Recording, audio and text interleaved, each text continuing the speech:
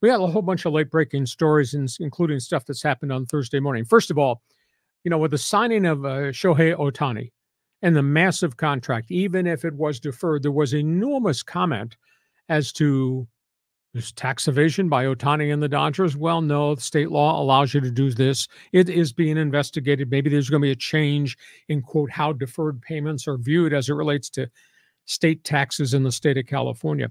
But it opened the door to big business with the Dodgers, who've always done big business. The Dodgers have signed 7 Japanese corporate sponsors. Wow.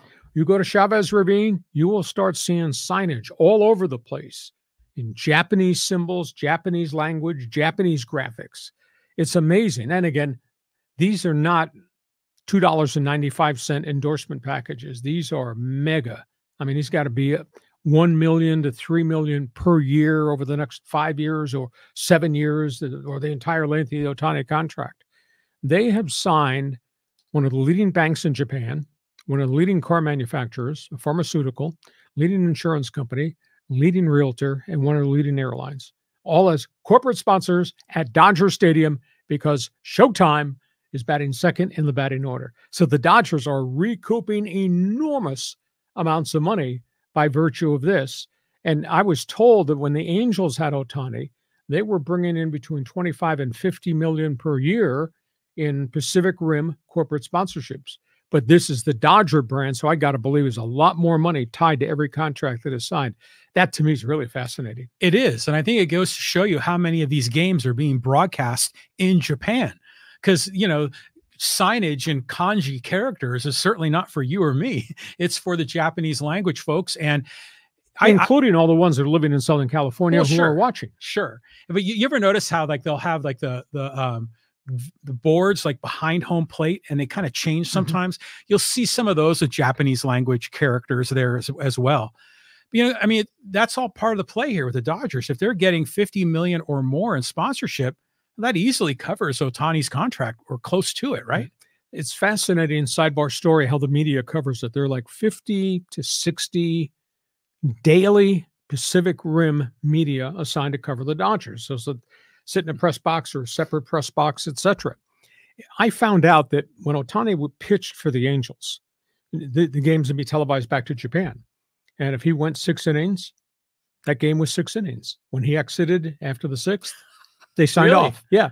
And I've heard that story from Japanese media, and I've heard that story that with other Japanese stars, the Angels had a couple of other, the Angels had a Japanese pitcher. I think it was the first one that came here. Shigetoshi Hasagawa, I believe was his name. Mm-hmm. And when he pitched, the game was on live TV. And when he left after the 4th inning or the 8th inning, they signed off and said goodbye. It's just fascinating. That's story one. Do you ever, real quick, do you ever listen to the radio replays of the Korean broadcast team when Ha-Seong Kim hits a home run? Sure. I love that. Yeah. Second story. Walker Buehler's on his way back to Los Angeles. They kept him in AAA Oklahoma City for his 6th rehab start. It's been a roller coaster for him, some good and some bad. His last rehab start, Oklahoma City at Albuquerque. And Albuquerque is a tough place to pitch because of the environment and the altitude and all that. Buehler, 6 innings, 1 run, 7 strikeouts, 94 miles an hour. Okay. So he had a good outing in a tough situation. He is on his way back to L.A. He will start Monday on a pitch count for the Dodgers. So first ailing arm, now back on the roster when the Dodgers play the Marlins. Third story, Julio Urias, Cy Young Award guy 2 years ago, 20-4. A lot of physical problems last year, then removed from the roster after another domestic abuse case. This morning it's been released. He's plea bargained his domestic abuse case. He's been put on 3 years probation. He's been fined. He has to pay all the legal fees for both sides. He will spend 30 days doing community service work in a battered women's shelter. Perfect. Exactly. He will has to go to 1 year full of counseling about domestic abuse. His ex-wife has now hit him with a restraining order. He must not violate that. So in terms of the law, case is complete. In terms of Rob Manfred, MLB, that's next on the horizon. I was told because he's a second-time offender. There's never been a second-time offender in the domestic abuse MLB situation. He's probably looking to double the 20-game suspension he got last time, which would be a 40-game suspension that would be, I believe, having started at the start of this season. So he'll be free to sign a free agent contract with somebody. If I were the Angels, I would sign him. Hell, if I were the Dodgers, I might sign him. Now, he's not going to get a mega contract. All this happened when he was in his, quote, free agent year.